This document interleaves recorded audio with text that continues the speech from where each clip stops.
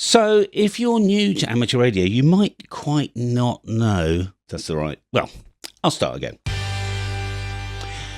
If you're new to amateur radio, you may not quite know what field day actually is and who puts it on and all that stuff. So, there is a link. Just do field day amateur radio on Wikipedia, and you'll take it to it.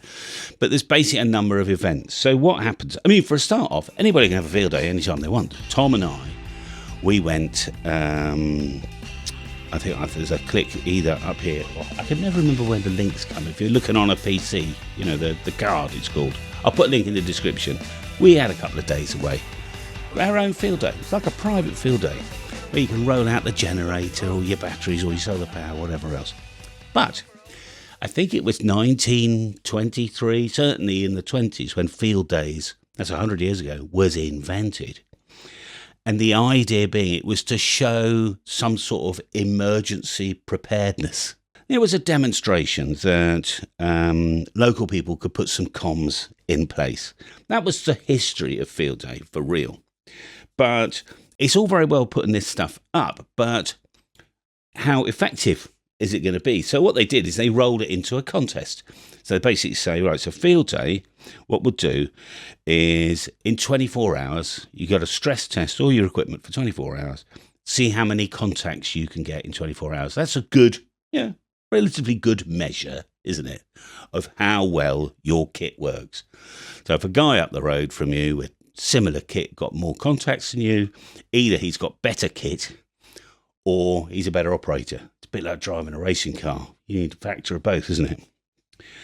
So that was the history. So how do you get involved? Well, normally a radio club that will be affiliated to the RSGB or the ARRL or whatever else can then put a station on and send their logs and physically enter, right? Although remember, to enter a contest, just enter it. It doesn't matter if you send your log in or not.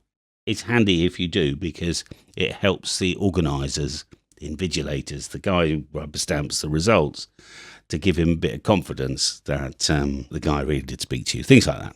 How do you get involved? Well, how you get involved is you either join a radio club, all right, you get together with some mates. Because if you look at the field day rules, there's International Region 1, you've got United Kingdom and Germany. So as an individual, you can actually send your log into the German DARC website, and you can enter the German with your same log, United States and Canada have got one as well. Although their winter field day, I couldn't enter because in the log category, there was actually no space for a DX contact. All right. They said no, because I wanted to actually enter the ARRL winter field day contest, and I could have run at night on 40 metres. I could have done a little single band entry, but that doesn't happen.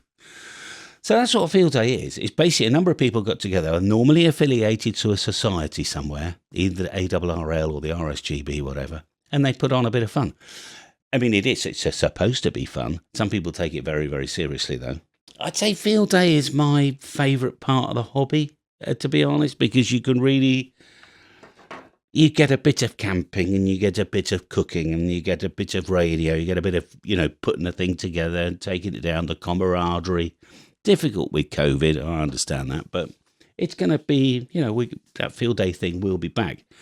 So what I'll probably do is register the DX Commander call sign, M0XXT, as a club again, affiliate it with the RSGB, and then have some local members, and we can enter a couple of these contests, can't we? But in a nutshell, that's what it is.